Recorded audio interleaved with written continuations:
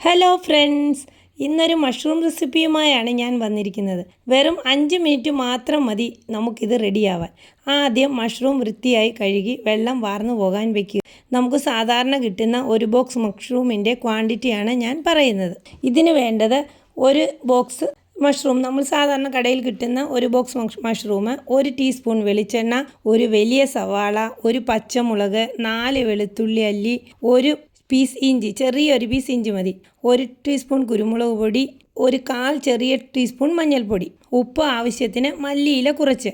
ആദ്യമേ പറയട്ടെ, സവാള അരിയുമ്പോൾ നീളത്തിൽ അരിയരുത്, ചെറിയ പീസ് നീളം കുറച്ച് അരിയണം. തേങ്ങയും 10 അണ്ടിപ്പരിപ്പും 1 ടീസ്പൂൺ പെരിഞ്ചീരകവും നല്ല നേർമയായി അധികം വെള്ളമില്ലാതെ അരച്ചു വെക്കണം. ശേഷം എണ്ണ ചൂടായി കടുക് പൊട്ടുമ്പോൾ ഇഞ്ചി, വെളുത്തുള്ളി, പച്ചമുളക് ഇവ അരിഞ്ഞു വെച്ചതിട്ട് ഒന്ന് വഴറ്റണം. പച്ചമണം മാറുമ്പോൾ സവാള ഇട്ട് ഒന്ന് വാടിക്കഴിയുമ്പോൾ മഷ്റൂം ഇടണം. 1 മിനിറ്റ് വഴറ്റണം.